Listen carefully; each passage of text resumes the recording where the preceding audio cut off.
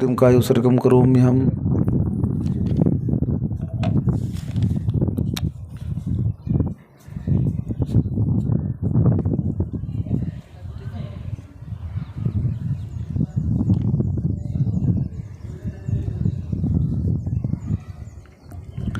ओंकारं बिंदु संयुक्तं नित्यं ध्यायन्ति योगिनः कामदं मोक्षदं चैव ओंकाराय नमो नमः। अविरल शब्द घनो गः प्रक्षालिते सकल भूतल कलंकः मुनिमृपासे तीर्था सरस्वती हरितोऽमृतम् अज्ञानतिमिरान्धानां ज्ञानञ्जन शलाकयाः चक्षुमिलितं येन तस्मै श्री गुरुवे नमः। परम गुरुभ्यो नमः परम्पराचार्य गुरुभ्यो नमः।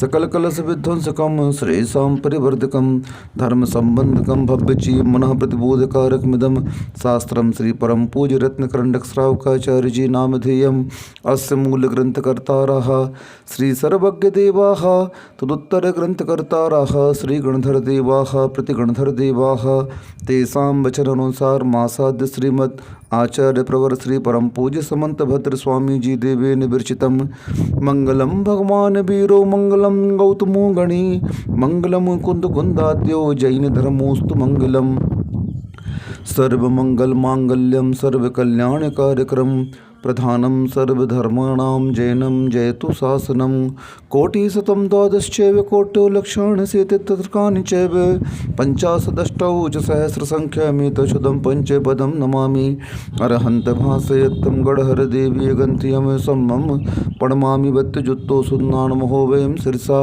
इच्छाई बनते सुधवती कौसुगुको तस्सालचुम अंगो वंग पहिने पाहुड़िय प्रियम सुत प्रमाम योग पुब गए चूलिया चेव सुत थम कहा यम से अनिचकालम अंचे में पूज्य में बंदा में नमस्वामी दुख को हो कम को हो वही लाहो सुगई गमनम समाहि मरणम जिन गुण संपत्ति हो मज्जम नमोस्तु अपरानिक स्वाध्याय विलयम श्रीमद् आचार्य भक्तिम काय उत्सर्गम करोमि हम।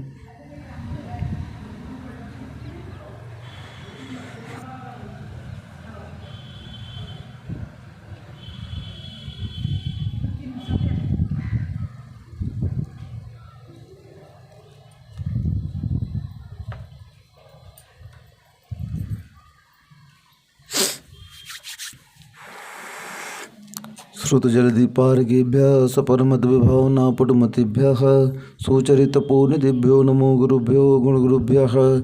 छत्तीस गुण समग्रे पंचभी आचार्यकरण संदर्शे शिष्याणुग्गय कुशले धम्मायिरी सदा वंदे गुरुभक्ति संजमेड़या तरंति संसार सायरम घोरम छिन्नन्ति अट्ठकम मम जन्मं मरणं न पावन्ति ये नित्यमृतमंत्र होम नृता ध्यानाग्निहोत्रा कुलाः षट्कर्माभिरतास्तपोधन्दनः साधु क्रिया साधवः शीलप्रावरणा गुणप्रहरणाश्चन्दार्कतेजोधिकाः मोक्षद्वारकपाटपाटनभटाः प्रीणन्तु मां साधवः गुरुवः पान्तुः नो नित्यं ज्ञानदर्शननायकाः चारित्रणो गम्भीराः मोक्षमार्गोपदेशकाः इच्छाई भन्ते आर्यभत्ते कौसुको तस्सालोचुं सम्मनाण सम्बदंसण समचरिताणं पंचभी आचारणम् आयरियाणम् आयरादिसुत्नाण बदेशयाणम् उवज्झायाणं तीर्णं पणर्याणं सभ्यसाहुडं शनिचकालम् अंचेमि पूज्येमि वन्दामि नमस्सामि दुख कहो कम कहो वहिलाहो सुखगमणं समाहि मरणं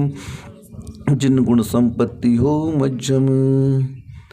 नमः श्रीवर्धमानाय निर्धूते कलिलात्मने सालोकानां त्रिलोकानां यद विद्या दर्पणायते।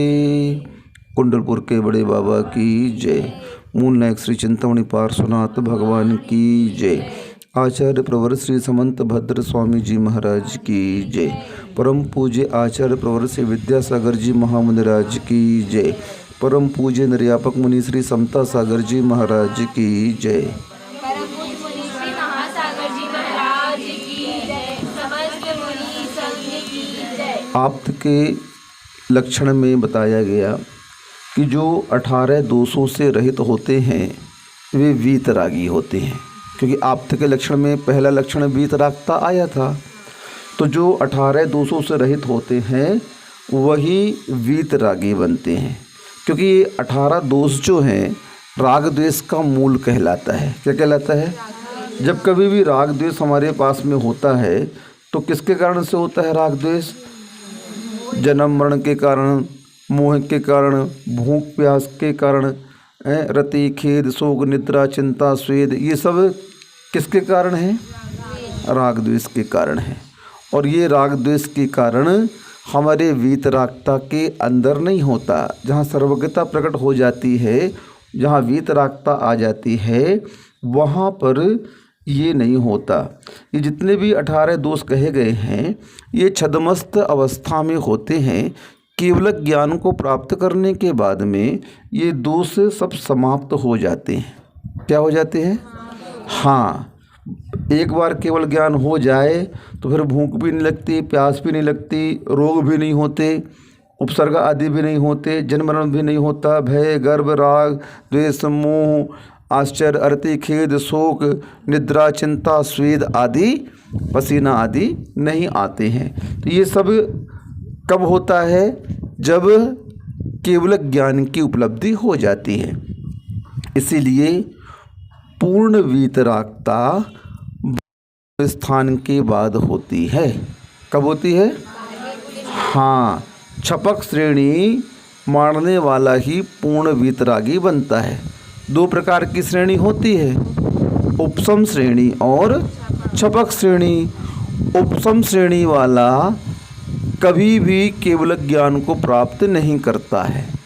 वह 10वें गुण स्थान के बाद में 11वें गुण स्थान में जाता है। वह कसायों का उपशम तो करता है, उनका पुरुषार्थ भी कम नहीं है, क्योंकि उस शुद्धोपयोग के साथ कसायों को दबाते हुए उस विशुद्धि के साथ उस गुण स्थान को प्राप्त करना बहुत कठिन कार्य है। लेकिन इतनी साधना करने के उपरांत भी वह कसायों का क्षय नहीं कर रहा है, अभी उसे उपशमित कर रहा है, दबा रहा है। और उस गुण स्थान से गिर कर के वह साधक अगर सबसे नीचे जाता है तो निगोद तक जा सकता है। कहाँ तक जा सकता है? हाँ, निगोद का बंद भी वहाँ से कर सकता है। 11वें गुण स्थान में बंद नहीं होता है, लेकिन गिरते समय परिणाम जब होते हैं तो उस परिणामों के माध्यम से वह कहाँ जा सकता है? इसलिए उस गुण स्थान में कसाय अभी उपशमित हुई है, क्षय को प्राप्त नहीं हुई है, इसलिए उसे उपशम श्रेणी कहा जाता है। अब छपक श्रेणी का अर्थ क्या होता है? जो कसायों को क्षय करते हुए, समाप्त करते हुए, नाश करते हुए ऊपर चढ़ता है, वह छपक श्रेणी कहलाती है। और उस श्रेणी को मारने वाले, उस श्रेणी पर चढ़ने वाले जो भव्य जीव होते हैं, वे 10वें गुण स्थान से सीधे 12वें गुण स्थान में छलांग लगाते हैं, 11वें में जाते ही नहीं हैं। तो 10वें गुण स्थान में मोहिनी कर्म का नाश कर दिया पूर्णतः। अब अंतर मुहूर्त में सब काम होता है, कितने में? मात्र अंतर मुहूर्त में सब प्रक्रिया चलती है, बहुत कम समय में ये कार्य हो जाता है। उसके बाद ज्ञानावर्णी दर्शनावर्णी और अंतराय का क्षय करके केवल ज्ञान को प्राप्त कर लेते हैं। 10वें अध्याय का सूत्र आता है ना, मोहक्षयाज ज्ञान दर्शनावर्णांतराय क्षयाच केवलम, ये सूत्र आता है। केवल क्या है? केवल ज्ञान कब होता है? मोहक्षयाज ज्ञान दर्शनावर्ण अंतराय क्षयाच, इनके क्षय होने पर केवलम, केवल ज्ञान की प्राप्ति हो जाती है। तो ये सूत्र है। तो उस सूत्र के अनुसार और वीतरागता प्रकट होने पर ये जैसे ही प्रकट होते हैं, केवल ज्ञान जैसे ही होता है, फिर उनके अंदर ये परिणमन बंद हो जाता है। जो 18 दोष हैं वह पूरी तरह से समाप्त कब होते हैं? केवल ज्ञान को प्राप्त करने के बाद में। इस प्रकार से यहाँ पर ये वीतरागता का लक्षण कह दिया कि जो वीतरागी होंगे वो कैसे होंगे? 18 दोषों से रहित होंगे। मुनियों की वीतरागता अलग है, वह छद्मस्त अवस्था की वीतरागता है। वह एक प्राइमरी स्कूल जैसे है। कैसे है? हाँ, क्योंकि हमारे यहाँ इसी नाम से बुलाया है, स्नातक स्नातकोत्तर। क्या? पुलाक बकुस कुशील निर्ग्रंथ स्नातकोत्तर निर्ग्रंथा, सूत्र आता है ना 9वें अध्याय में। पुलाक बकुस कुशील निर्ग्रंथ स्नातकोत्तर ऐसे क्या भूलंबी नहीं स्नातकोत्तर निर्ग्रंथा सूत्र आता है नहीं, आखिरी का सूत्र है ये, लास्ट का 9वें अध्याय का। पुलाक बकुस कुशील निर्ग्रंथ स्नातकोत्तर निर्ग्रंथा, आखिरी में क्या आता है? निर्ग्रंथ। हाँ, तो अभी हमारे जो अरिहंत भगवान होते हैं ये स्नातकोत्तर में आते हैं। क्यों? अभी 4 अघातीय कर्म शेष हैं। संसारी और मुक्त में जब सूत्र आता है तो अरहंत भगवान भी अभी संसारी हैं। किस अपेक्षा से संसारी हैं? 4 अघातीय कर्मों की अपेक्षा से अभी संसारी हैं। मुक्त होंगे, हाँ मुक्त तो होंगे, लेकिन अभी जब तक आयु कर्म शेष हैं तब तक वे संसारी माने जाएंगे। अन्य अरिहंत भगवान भी क्या हैं? हम आप जैसे क्या हैं? संसारी हैं। तो इस प्रकार यहाँ पर ये वीतरागता का लक्षण प्रकट किया। 18 दोषों से रहित होते हैं। अब हितोपदेशी का लक्षण आपके सामने बताते हैं। परमेष्ठी परम ज्योतिर विरागो विमलः कृति सर्वज्ञो नादि मध्यांतः सार्वः शास्तोपलाल्यते। एक साथ बोलो, परमेष्ठी परम ज्योतिर विरागो विमलः कृति सर्वज्ञो नादि मध्यांतः सार्वः शास्तोपलाल्यते। परमेष्ठी। अब देखो हितोपदेशी का लक्षण यहाँ बताते हैं। पहले लक्षण क्या परमेष्ठी कर दिया, आने परम पद में स्थित हैं जो, वो कौन कहलाते हैं? परमेष्ठी। 100 इंद्रों से वंदित होते हैं ये परमेष्ठी। कितने इंद्रों से? 100 इंद्रों से। भुवनवासी विंतर ज्योतिष्क वैमानिक और चंद्र सूर्य और सिंह और चक्रवर्ती, ये 4। इस प्रकार 100 इंद्रों से वंदनीय है ये, इसलिए इन्हें परमेष्ठी कहा गया है। और में स्थित हैं, इस कारण से भी इन्हें क्या कहा गया है? परमेष्ठी कहा गया है। और कैसे है विशेषण बता रहे हैं। परम ज्योति केवल ज्ञान से सहित है। परम ज्योति क्या है? केवल ज्ञान को परम ज्योति कहा गया। परम ज्योति क्यों कहा गया है? क्योंकि यह ज्योति एक बार प्रकट हो जाती है तो ज्योति नहीं है, मुक्ति को दिला करके ही यह पूर्ण होती है। हाँ, तो केवल ज्ञान तो सिद्धों का भी लक्षण है। संसार में कब तक आपके साथ रहेगी? अक्षय अनंत काल तक रहेगी। कब तक रहेगी? हाँ, संसार में भी रहेगी और मुक्त होने के बाद भी केवल ज्ञान 8 गुणों के अंतर्गत आ जाता है। सम्मत्तनाण दंसन वीरे सुमम तहेव अवगहणम। सम्मत्तनाण दंसन ये सब आ रहा है 8 गुणों में। 8 गुणा होंत सिद्धाणम पढ़ते ना सिद्ध भक्ति। तो ज्ञान भी कौन रहता है? केवल ज्ञान रहता है। ये हमेशा स्थायी ज्ञान है। कैसा है? हाँ, इसलिए इसको परम ज्योति कहा है। क्या कहा है? परम ज्योति। हाँ, तो हमारे भगवान परमेष्ठी हैं, परम ज्योति हैं। कौन है? परम ज्योति। हाँ, ये क्या सिद्ध कर रहे हैं अपन? हितोपदेश सिद्ध कर रहे हैं। तो हितोपदेश कौन कर सकता है? जो परमेष्ठी होगा वही हितोपदेश कर सकता है।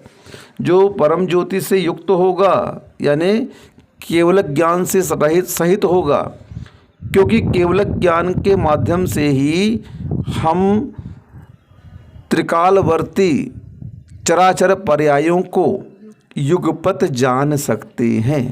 क्या कर सकते हैं?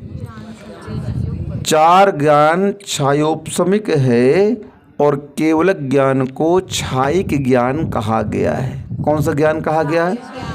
और 4 ज्ञान क्या हैं? छायोपशमिक हैं, कर्म के क्षयोपशम से प्रकट होते हैं और केवल ज्ञान कर्म के क्षय से प्रकट होता है, इसलिए यह कैसा रहता है? चिरस्थायी रहता है। परम ज्योति इसीलिए इसका नाम का है। विराग है, क्या कह दिया? राग आदि के भाव कर्म से रहित हैं। कैसे हैं? विराग है। अब भगवान के वीतरागता प्रकट हो गई है और उस वीतरागता के परिणाम स्वरूप हमारे भगवान विराग है, यानी राग द्वेष आदि भाव कर्मों से रहित हो गए। अब उन्हें किसी से राग द्वेष नहीं रहा। क्यों नहीं रहा राग द्वेष उन्हें किसी से? केवल ज्ञानी बन गए हैं, परम वीतरागी बन गए हैं। परम वीतरागी बनते ही वह विराग हो जाते हैं और भाव कर्म से रहित हो जाते हैं। किससे? क्योंकि कर्मों का मूल बंद कराने वाले भाव कर्म होते हैं। अगर हमारे रुक जाते हैं या इन्हें हम जीत लेते हैं तो फिर हम कर्मों के आश्रय और बंध से बच सकते हैं। संबर किसका नाम है? आश्रय निरोध है, संबर है। आश्रयों का निरोध करने का नाम संबर है। और संबर किसे कहते हैं? सगुप्ति समिति परिसह जयी चारित्र ही। क्या है संबर? संबर किसका नाम है? गुप्ती का नाम संबर है, समितियों का नाम संबर है, परिसह जय का नाम संबर है, अनुप्रेक्षाओं का नाम, 10 धर्म का नाम और चारित्र का नाम संबर है। क्योंकि संबर तत्व कहाँ पर उपस्थित होगा, कहाँ प्रकट होगा? हमारे जीवन में जब हम रत्नत्रय की आराधना को स्वीकार करेंगे तब आप संबर तत्व कहलाएंगे। मुनिराज कौन से तत्व में आएंगे? संबर तत्व में आएंगे, क्योंकि वो कर्मों का क्या कर रहे हैं? रोक रहे हैं। साधु का कार्य क्या है? सही साधु जो है भावलिंगी, उस साधु का कार्य राग द्वेष का हनन करना है। क्योंकि हमें यह ज्ञात हो चुका है कि कर्मों के आने का कारण क्या है। सबसे पहले कारण की खोज की जाती है। साइंस इसी पर चलता है, आओ इसका पता लगाएं। क्या कहता है साइंस? आओ इसका पता लगाएं। रिसर्च का किस बेस पर रिसर्च करोगे आप? कोई कारण लेकर के आप चलोगे, क्योंकि कारण के बिना कभी भी कार्य संपन्न हो ही नहीं सकता। बल्कि ये कह दिया गया, एक कार्य को संपन्न करने के लिए कई कारण उपलब्ध होते हैं। कई कारणों से एक कार्य की सफलता होती है। अब तुम्हें रोटी बनाना है तो उसके लिए कई कारणों को उपस्थित करना पड़ेगा, कई साधनों को उपस्थित करना पड़ेगा आपको। क्या मात्र रोटी कहने भर से बन जाएगी क्या? क्या क्या करना पड़ेगा? अरे आटा वाटा तो बाद में, पहले चूल्हा बनाओ, लकड़ी लाओ, आगी लगाओ, पानी लाओ, तवा लाओ, सब कुछ हो गया। नहीं, सब इकट्ठा हो गया। अब उपयोग को भी लगाओ, नहीं तो जल जाएगी। क्या हो जाएगी? हाँ, योग और उपयोग दोनों मिलेंगे तब कार्य की संपन्नता पूर्ण होती है। थोड़ा सा उपयोग से स्खलित हुए, सामने बैठे बैठे दूध उफन रहा है और कुछ चिंतन कर रहे हो, देखते देखते क्या हो गया? दूध नीचे अग्नि में आ गया। अरे भैया, तुम्हारी आंखें खुली हैं फिर भी तुम क्या कर रहे हो? अरे पता नहीं, कहीं खो गए थे। क्या हो गया? तो आपका उपयोग कहाँ चला गया? बस कभी कभी प्रवचन चलते रहते हैं और कुछ दूसरे चिंतन में लगे रहते हैं। क्या क्या बोल गए महाराज जी, पता ही नहीं चला। पगलों कहीं पे ए करत रहो। क्या कर?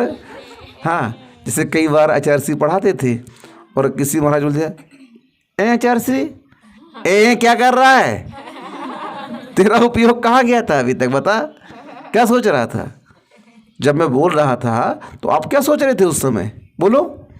अच्छा जी, सुन नहीं पाए है? कैसे सुन नहीं पाया? फिर डांटते हैं आचार्य श्री। क्यों? उपयोग कहाँ गया? क्योंकि उपयोग जाते ही आप उस सब्जेक्ट से दूर हो जाएंगे। क्या हो जाएंगे?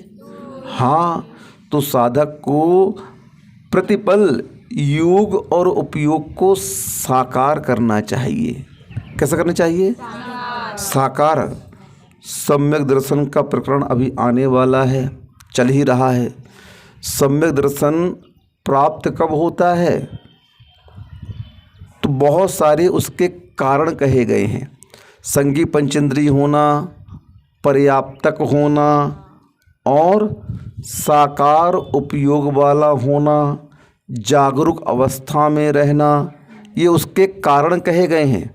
संगी पंचेंद्रिय नहीं होगे, पर्याप्तक नहीं होगे तो आप दर्शन प्राप्त नहीं होगा। आप साकार उपयोग वाले नहीं होगे। साकार उपयोग का अर्थ होता है शुभोपयोग। कौन सा उपयोग? 3 प्रकार का उपयोग होता है, अशुभ उपयोग, शुभ उपयोग और शुद्धोपयोग। मूल क्या है? शुद्धोपयोग। शुद्धोपयोग की प्राप्ति कैसी होगी? अशुभ उपयोग को छोड़ने पर शुभ उपयोग आएगा और शुभ उपयोग को छोड़ने पर शुद्धोपयोग आएगा। इस उपयोग की एक विशेषता है, एक बार में एक ही उपयोग होता है। एक बार में 2 उपयोग, 3 उपयोग। जब अशुभ उपयोग रहेगा तो शुभ नहीं रहेगा और जब शुभ रहेगा तो शुद्धोपयोग। जब शुद्धोपयोग रहेगा तो शुभ नहीं रहेगा। एक बार में कितने उपयोग होते हैं? एक ही होता है। ये सिद्धांत है, इसको याद रखना। तो सम्यक दर्शन की प्राप्ति शुभ उपयोग में ही होती है। भले वह अनादि मिथ्या दृष्टि है और जब सम्यक्त्व की ओर अग्रसर होता है प्राप्त करने के लिए तो उसे अपने उपयोग को शुभ बनाना ही पड़ता है। दूसरा क्या? निद्रा अवस्था में कभी भी सम्यक दर्शन की प्राप्ति नहीं होती। जागते रहो। रात को चौकीदार सीटी बजाता है, चिल्लाता है, क्या कर? सावधान, जागते रहो। अरे भैया, सोने के समय में तुम क्या चिल्ला रहे हो? ऐसा होता है क्या? अब वो सामान्य पदार्थ, जड़ पदार्थ की रक्षा के लिए आपको अलर्ट करता है। क्या करता है? सावधान करता है। उसके लिए आप उसे महीने में 10, 20, 50 रुपये तनख्वाह देते हैं दुकानदार लोग। 150 दुकानदार मिल कर के एक चौकीदार मोहल्ले में रख लेते हैं जो बेचारा गश्त आगे से पीछे लगाता रहता है, ठक ठक लाठी करता हुआ कहीं सीटी बजाएगा, सावधान, जागते रहो, चिल्लाता रहेगा। अब बताओ, और तुम क्या कर रहे हो? उसके चिल्लाने के बाद भी बढ़िया सो रहे हो। क्यों? क्योंकि वो गश्त लगा रहा है, अपन को क्या चिंता करना। हाँ, लेकिन उसी सोते समय में अगर चोर घुस जाए तो क्या होगा? क्या होगा? वो चौकीदार भी कुछ नहीं कर पाएगा आपका, उठा करके सब ले जाएंगे चोर। इसीलिए घर में बड़े बुजुर्ग का रहना आवश्यक रहता है। खांसते खकारते रहते हैं ना थोड़ा सा, तो वो चोर समझते हैं कोई जाग रहा है। तो यहाँ पर भी देखो, जो भी कार्य घटनाएं होती हैं सोते हुए होती हैं। कब होती हैं? जागते में आप क्या रहोगे? सावधान रहोगे। तो यहाँ पर भी जागते में आप सावधान रहोगे। सोते हुए किसी को भी सम्यक दर्शन की प्राप्ति नहीं होती है। तो इस प्रकार से हमें अपने उस मूल कारण का पता लगना चाहिए कि किस कारणों से हमारे जीवन में कर्मों का आश्रय और बंध होता है। तो वही जीव, वही भव्य आत्मा केवल ज्ञान को प्राप्त करती है, वही भव्य आत्मा वीतरागता को प्राप्त करती है और हितोपदेशी बनती है, जो आत्मा राग द्वेष का हनन करती है, राग द्वेष का नाश करती है। क्योंकि जब तक हम स्वयं के परिणाम, राग द्वेष कर्म के नहीं है, राग द्वेष कर्म का प्रभाव नहीं है, कर्म के नहीं है, स्वयं के हैं राग द्वेष। किसके हैं? आत्मा के 2 परिणाम होते हैं, एक स्वभाव और एक विभाव। कितने परिणाम होते हैं? आत्मा के 2 परिणाम होते हैं, एक स्वभाव और एक स्वभाव अन्यथा भवनम विभाव है और विभाव अन्यथा भवनम स्वभाव है। आलाप पद्धति में देवसेनाचार्य महाराज ने एक सूत्र दिया ये कि स्वभाव से च्युत होगे तो विभाव में आओगे और विभाव से च्युत होगे तो स्वभाव में आओगे। अब स्वभाव क्या है, विभाव क्या है? तो राग द्वेष करना आत्मा का विभाव परिणाम है। ये कर्म का विभाव परिणाम नहीं है। कर्म की श्रेणी में राग द्वेष को रख दिया, लेकिन भाव कर्म में रखा, और इस भाव कर्म का कर्ता नहीं है, आत्मा है। अन्य कर्मों का कर्ता कौन है? पुद्गल है। कर्म पुद्गलिंग है तो पुद्गल है उसका कर्म करता। लेकिन राग द्वेष करने वाला कौन होगा? चेतन आत्मा होती है। कौन होती है? चेतन आत्मा होती है। वो चेतन आत्मा ही राग द्वेष करता है। इसीलिए चेतन आत्मा को ही इधर देखिए, इसीलिए चेतन आत्मा को ही साधना के माध्यम से अपनी दृष्टि को पवित्र बनाना पड़ता है, अपनी दृष्टि को निर्मल बनाना पड़ता है, अपनी ही दृष्टि को अपनी ओर लाना पड़ता है। साधना क्या है? स्वयं को स्वयं के माध्यम से पाना साधना है। क्या है? स्वयं को स्वयं के माध्यम से पहचानना साधना है। स्वयं के द्वारा स्वयं में लीन हो जाना साधना है। क्या है साधना? यहाँ पर कौन किसका है? कोई किसी का नहीं। तू ही राही, तू ही रास्ता, तू ही मंजिल है। कौन है यहाँ पर? ये सड़क बड़क तो व्यवहार की है। मोक्ष मार्ग में राही कौन है? रास्ता कौन है? मंजिल कौन है? सब स्वयं है यहाँ पर कुछ भी नहीं हमारे यहाँ। तू ही राही, तू ही रास्ता और तू ही मंजिल है। आत्मा ही राही है, आत्मा का ही रास्ता है और आत्मा ही मंजिल है। यहाँ पर किसी अन्य को प्राप्त नहीं करना है। यहाँ पर ये कहा जाता है कि सम्यक दर्शन ज्ञान चारित्राणि मोक्ष मार्ग। ये रत्नत्रय को स्वरूप को स्वीकार करने के लिए कहा गया, लेकिन मार्ग क्या है? इसको स्वीकार कौन करता है? मंजिल कौन है? मार्गी कौन है? मार्ग कौन है? ये प्रश्न उठते हैं तो खुद को खुद के द्वारा खुद को पाना ही है। क्या करना है? खुद को पाना है। किसको पाना है? यहाँ किसी को नहीं जीतना है। यहाँ किसको जीतना है? स्वयं के परिणामों को जीतना है, स्वयं के इंद्रियों को जीतना है, स्वयं के मन को सीखना है। बदलना किसको है? स्वयं के परिणामों को बदलना है, स्वयं के भावों विचारों को बदलना है। पाना किसको है? स्वयं को पाना है। अब क्या है मोक्ष मार्ग? कोई दूसरा सुनेगा तो यहाँ तो कोई लक्ष्य ही नहीं है। ज़्यादा स्ट्रगल नहीं करना, लेकिन सबसे ज़्यादा संघर्ष तो यहीं करना है। क्यों? अब बताओ, हम संसार के जनरल नॉलेज पढ़ने के लिए, संसार की जानकारी को प्राप्त करने के लिए कितना जनरल नॉलेज पढ़ते हैं? बताओ, विश्व में कहाँ कहाँ कौन है, किसकी राजधानी कौन है, कहाँ पर क्या है, पर्वत है, पहाड़ है, नदियाँ है, एडवेंचर वगैरह कहाँ है, सब याद करते हैं, लेकिन इतना याद नहीं करते हैं कि अपनी आत्मा को कैसे प्राप्त किया जाता है। बताओ, कितना छोटा सा कोर्स है। द्रोणाचार्य कौरवों पांडवों को पढ़ा रहे थे, शिक्षा दे रहे थे। हाँ बोलो, सत्य बोलना धर्म है। क्या बोला? इस पाठ को सभी को याद करना है। क्या बोल दिया उन्होंने? हाँ साहब, जी गुरु जी, जी गुरु जी। और 100 कौरवों ने और 4 पांडवों ने उसी समय, सर गुरु जी सत्य बोलना धर्म है। याद हो गया मुझे?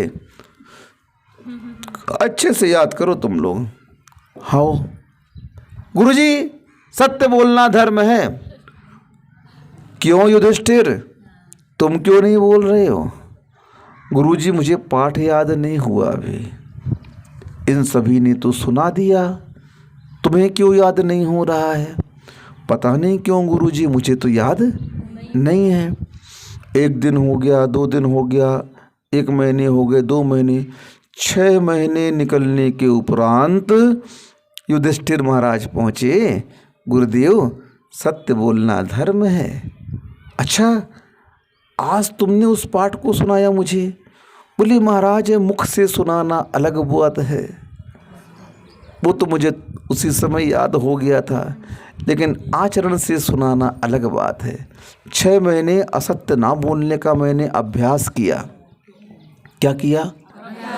6 महीने मैंने असत्य ना बोलने का अभ्यास किया। अब मैं उस अभ्यास में निष्णात हो गया हूँ, दक्ष हो गया हूँ, एक्सपर्ट हो गया हूँ। अब मुझे अपने आप में यह विश्वास हो गया है कि अब मैं असत्य कभी भी नहीं बोलूँगा। अब मैं ये कह सकता हूँ सत्य बोलना धर्म है। क्या है? अब उस बात को उसने कब स्वीकार किया? हाँ, इसीलिए मुख का पाठ अलग होता है और आचरण का पाठ अलग होता है। मुख का पाठ तो तोता मैना भी याद कर लेते हैं। कौन कर लेता है? वो भी रट्टू होते हैं पक्षियों में, वो भी बोल करके याद कर, जैसा सिखाओगे आप सीख जाते हैं। लेकिन आचरण में क्या होगा? राम राम राम राम राम राम राम तोता करता रहता है, और जैसे ही उंगली उसके पास लेकर जाओ कुछ चीज़ खट से काट देगा। अरे भैया तू पुजारी बना था, राम राम कर रहा है और मेरी उंगली काट दी तुमने, क्या बात है? होता है कि नहीं होता है? क्यों? वो रट्टू तोता है। कैसा है? हाँ, उसके पास में आचरण नहीं है। लेकिन यहाँ पर यही तो सीखना है, बार बार इस आत्मा को विभाव से स्वभाव की ओर लाना है। क्या करना है? बार बार इसे समझाना है, ये ऐसे नहीं मानेगा, बड़ा खतरनाक है। एक राजा था, उसके पास एक बकरा था। क्या था? वह कभी भी संतुष्ट नहीं होता था, उसे कितना भी खिला दो वह भूखा का भूखा रहता था। अब क्या हुआ? राजा ने मुनादी कर दी, घोषणा कर दी। मुनादी बोलते हैं घोषणा को। क्या कर दी घोषणा? जो इस बकरे को तृप्त कर देगा उसे आधा राज्य दे दिया जाएगा। संसारी प्राणी लोभी तो रहते हैं, अरे बस एक बकरे को खिलाने से आधा राज्य मिल जाएगा, चलो चलते हैं अपन। तो प्रतिदिन कोई न कोई व्यक्ति फंस जाता, उस बकरे को दिन भर खवाता, और जब वापस राजा के पास छोड़ता और राजा अपना वहाँ पर उसके लिए भोजन आदि रखता, वह पुनः खाने लगता और वह पराजित हो जाता। एक बार एक समझदार व्यक्ति पहुँच गया, बोले राजन मैं इस बकरे को तृप्त करके लाऊंगा। अरे तुम्हारे जैसे कितने आ गए भैया, अब इस मुश्किल ही है। बोले नहीं साहब, आपने चुनौती दी तो आप स्वीकार करिए, हम ले जा रहे हैं। और उस बकरे को वह ले गया जंगल में चराने के लिए। अब उसने अच्छी एक लकड़ी तोड़ी, अब जैसे वो खाए फट से उसके मुंह में मारे, उसे खाने न दे। दिन भर यही प्रक्रिया चलती रही। जब जब वह खाने के लिए मुंह करता, उसके मुंह में क्या मारते? डंडी। तो उसको क्या अभ्यास हो गया उस दिन कि खाऊंगा तो मुझे मार खिलेगी। क्या खिलेगी? तो अब जैसे वो मुंह उठाता तो वैसे बैठा रहता है, खाओ खाओ, खाए पट्ट से मुंह मार दे। दिन भर उसको मार खिली। उस दिन क्या हुआ? मार खिली। अब उसके अंदर दिन भर ये संस्कार पड़ गया कि मैं खाऊंगा तो मुझे क्या होगा, क्योंकि व्यक्ति किससे डरता है? मार से डरता है। सर्कसों में जो जानवर ट्रेंड किए जाते हैं ना, प्रशिक्षित किए जाते हैं, उनको भूखा रखा जाता है, मारा जाता है, तब वो कार्य सीखते हैं, सर्कस दिखाते हैं। तो उसने वही प्रक्रिया अपनाई और उसको बार बार मारा, और उसको क्या अभ्यास हो गया 10-12 घंटे में? खाने से मार पड़ेगी, खाने से मार पड़ेगी। अब वो पूरी तरह से प्रशिक्षित हो चुका था कि मैं अगर कुछ खाऊंगा तो मुझे मार पड़ेगी। तो और दिन भर उसको भूखा रहना पड़ा। क्या रहना पड़ा? हाँ। अब राज दरबार में उसे ले जाया गया। हाँ राजन, ये आपका बकरा तृप्त हो चुका है। क्या हो चुका है? हाँ। अच्छा ठीक है, देखते इसका परीक्षण करते हैं। वो लकड़ी दी है हाथ में भी। क्या लिया है? जैसे ही राजा ने उसके सामने खाद्य सामग्री रखी और उसने, बकरे ने किसे देखा? लकड़ी को देखा। तो पीछे भगता था लकड़ी को देख करके, आगे नहीं भगता था। किसे भगता था? कहाँ भगता था? पीछे भगता था। राजा इस क्रिया को देख करके आश्चर्यचकित हो गया। बोले भैया तुमने इसे कैसे कंट्रोल कर लिया, नियंत्रित कर लिया? बोले ऐसे ऐसे कर लिया। कथा यहाँ पर पूर्ण हो गई, समाप्त नहीं, पूर्ण हो गई। हाँ, अब बकरा कौन है? कौन है बकरा? बोलो बोलो। हाँ ठीक बोला तुमने, ठीक पहचाना। हमारे स्वयं की मन बकरा है। अतृप्त मन, संसार में भटकता हुआ मन, दौड़ता हुआ मन कौन है? हमारा बकरा है। ये कभी भी तृप्त नहीं होता। होता है क्या? हमेशा इसकी भूख संसार की बनी रहती है। आचार्य श्री ने हाई को लिख दिया, नाड़ हिलती, नाड़ यानी गर्दन, नाड़ हिलती लार गिरती। अब नाड़ हिल रही है तो इन्हें गर्दन झुक गई है, ऐसे हो गई बुढ़ापे में, और ऐसे लाट टपकती है। तो नाड़ हिलती लार गिरती फिर भी तृष्णा युवती। क्या कहा? तृष्णा कैसी है? जवान है। व्यक्ति कितना बूढ़ा भी हो जाए, बाल सफ़ेद हो गए करिया करा लो, आँख खराब हो गई चश्मा लगा लो, कान खराब हो गए मशीन लगा, दांत खराब हो गए तो दांत लगा लो, हार्ट खराब हो गया तो हार्ट बदल दो, छल्ला डलवा लो, किडनी खराब हो गई तो किडनी बदल लो, घुटने खराब हो गए तो घुटने बदल लो। क्या करता है वो? सब एक्सचेंज करता रहता है, बदलता रहता है। क्या करता रहता है? सब बदलता रहता है। उससे क्या होगा? उससे क्या होगा? तुम्हारे आयु कर्म रुक जाएंगे क्या? नहीं रुकेंगे। मरना तो तुम निश्चित है तुमको। हाँ, तुम कितना भी इसे संभालते सजाते रहो, इसका कोई भरोसा नहीं है, तो आज निकल चला जाएगा।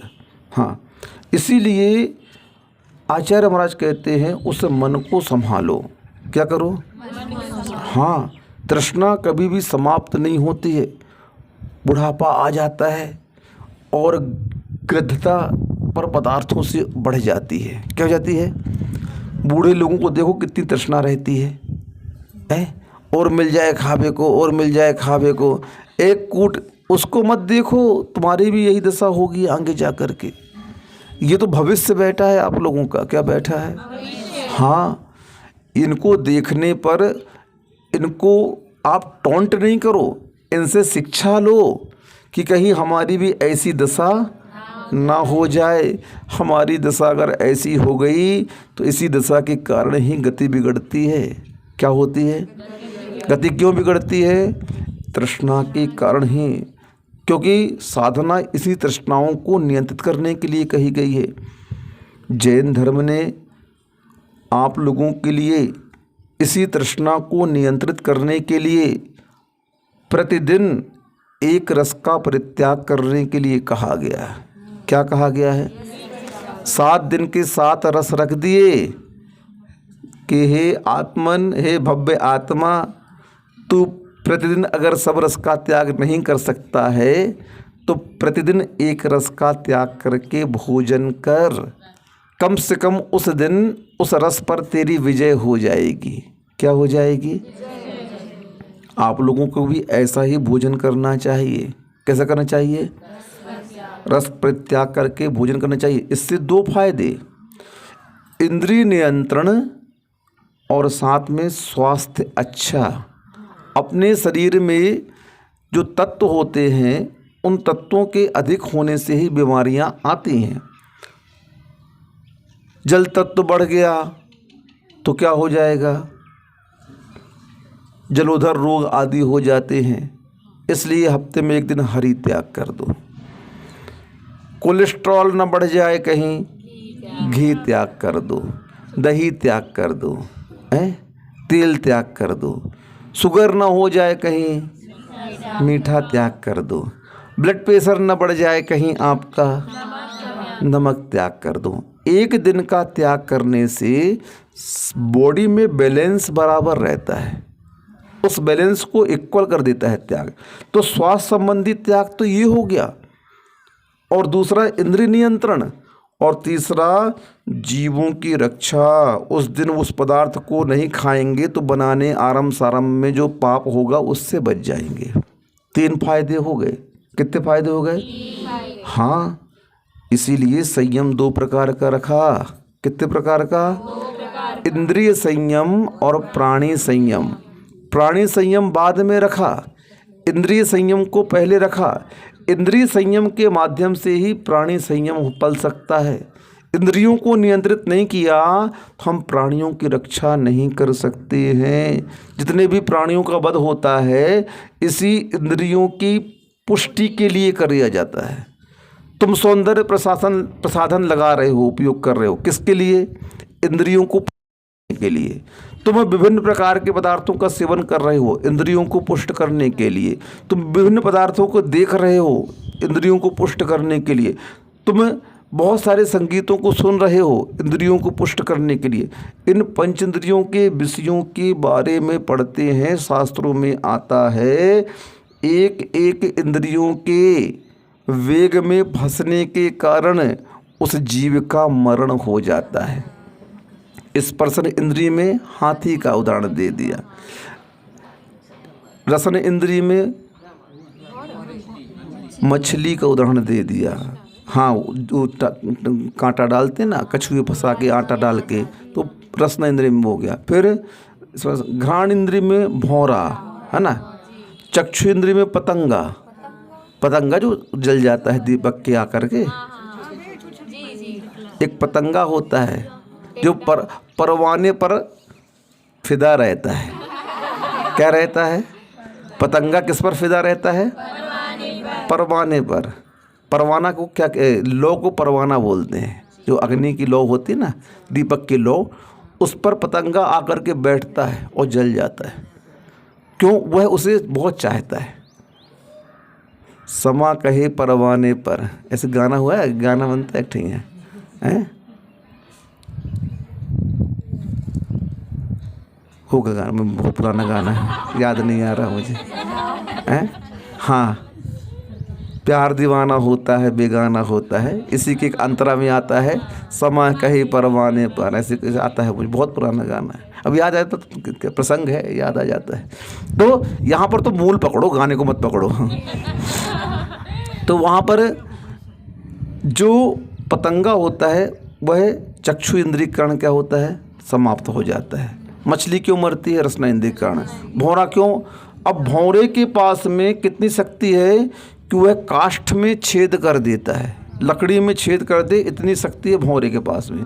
लेकिन एक कमल की पंखुड़ी में बंद हो जाता है, घ्राण इंद्रिय कारण। और कर्ण इंद्रिय में कौन आ जाता है? सर्प आदि आ जाते हैं। कौन आता है?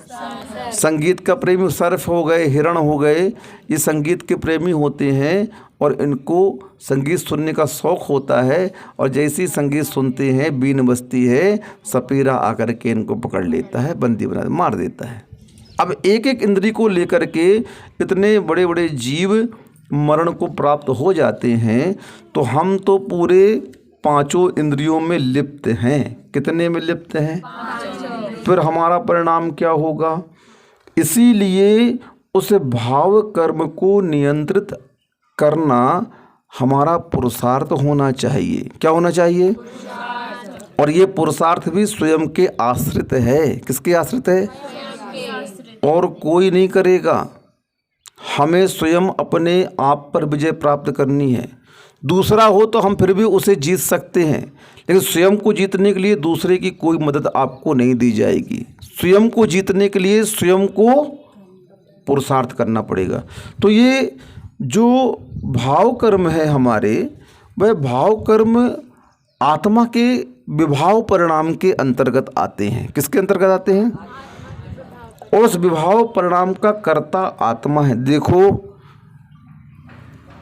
किसी भी कार्य का कर्ता आत्मा को ही बनाया है आचार्यों ने। किसे बनाया है? क्योंकि आत्मा जीवत्व को लेकर के है, चेतनता को लेकर के है। और सारी प्रतिक्रिया करने वाला कौन है? आत्मा ही है। आत्मा ही अज्ञानी है, आत्मा ही ज्ञानी है। किस अवस्था में अज्ञानी है? जब जब मानेगी तो अज्ञानी है, और जब जब निज को अपना मानेगी तो ज्ञानी है। जब जब राग द्वेष करेगी तो अज्ञानी है, और जब जब वीतरागता को स्वीकार करेगी तो ज्ञानी है। अब आप क्या हो? क्यों अज्ञानी बने हो? कितना तो पढ़ा रहे थे दिन से, हैं? फिर भी अज्ञानी बने हो। अरे तो अच्छे बच्चे बनो। कितनी बार समझा रहे हैं कि ये नहीं करो, वो नहीं करो, वो नहीं करो। जब घर का बच्चा बार बार समझाने पर नहीं मानता है तो फिर मम्मी क्या करती है? हैं? क्यों नहीं मानता है? देख, खड़ाक से एक चांटा मार देगी। ऐसे ही जिनवाणी माता बार बार समझाती है, बेटा संभल जा, संभल जा, और नहीं मानते तो कर्मों का चांटा पड़ते ही निकृष्ट पर्याय में भेज देती है। जा मर वहाँ पर जा करके। माँ भी उस बेटे को पसंद करती है जो माँ की बात मानता है, क्योंकि वह जानता है माँ कभी भी अहित हमारा नहीं करेगी। जो कुछ भी गुरु महाराज कह रहे हैं, जिनवाणी माता कह रही है, इसमें आपका हित है कि अहित है? मुझे बताओ पहले। धर्म जो भी बात आपसे करता है आपके अहित के लिए कर रहा है क्या? नहीं, शराब छोड़ दो, जुआ छोड़ दो, चोरी छोड़ दो, वेश्यावृत्ति छोड़ दो, शिकार छोड़ दो, मद्य सेवन कर दो, इसमें हमारा क्या हित है? बताओ ना पहले। सरकार भी इसे अपराध कह रही है। 5 पाप कर रहे हो आप, सरकार उसे भी अपराध कह रही है। उस अपराध का अंजाम क्या है? जेल, अपयश, बदनामी, सब कुछ तो है उसका। क्या है? बीमारी, व्यथा, सही बात। धन का अपव्यय, शरीर का अपव्यय, परिवार का अपव्यय, समाज का अपव्यय, सब में आपको हानि हो रही है। आप सबके लिए नासूर बन गए। जो 5 पाप करता है वह अपना तो बिगाड़ता है, का भी बिगाड़ता है, समाज का भी बिगाड़ता है, गांव का भी बिगाड़ता है, अपने तहसील, अपने ज़िला, अपने प्रदेश, और यहाँ तक कि पूरे देश का वह बिगाड़ करने वाला होता है। एक व्यक्ति बिगड़ता है तो उसके बिगड़ने से पूरे राष्ट्र की बिगाड़ता होती है। क्या होती है? क्योंकि एक व्यक्ति एक राष्ट्र की इकाई है।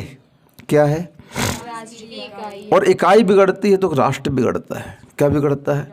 और इकाई सुधरती है तो राष्ट्र प्रगति पर जाता है। तो हम जो पाप कर रहे हैं, उस पाप का जो संस्कार है, उस पाप का जो परिणाम है, पूरे राष्ट्र तक जाता है। कहाँ तक जाता है? हाँ, आज देखो आतंकवाद का जो जोर पाकिस्तान से चल रहा है, उसके कारण पूरा राष्ट्र आज बदनाम है। क्या वहाँ पर अच्छे व्यक्ति नहीं हैं क्या? वहाँ पर शांत परिणाम व्यक्ति नहीं है क्या? बहुत अच्छे अच्छे व्यक्ति भी हैं वहाँ पर, बहुत अच्छे विचारधारा वाले व्यक्ति भी हैं, दार्शनिक भी हैं, साहित्यकार भी हैं, लेखक भी हैं, सब कोई वहाँ पर हैं। जैसे भारत में है, वहाँ सब हर राष्ट्र में ये पाए जाते हैं।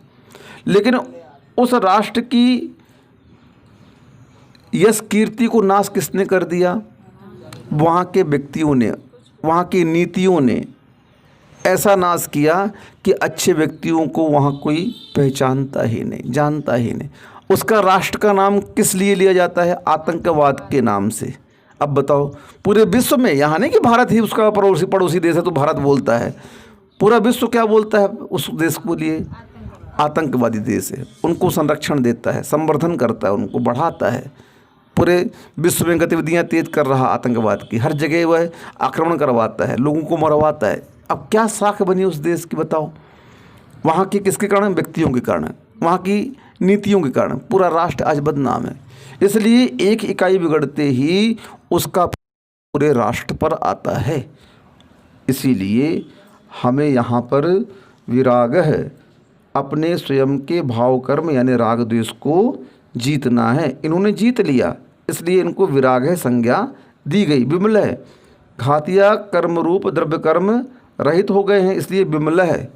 ना मल है इति विमल है, मल यानी कर्म, तो उस मल से ये रहित हो गए, इसलिए इनको क्या उपाधि थी? विमल है। कृति, कृतकृत्य हैं ये। कैसे हैं?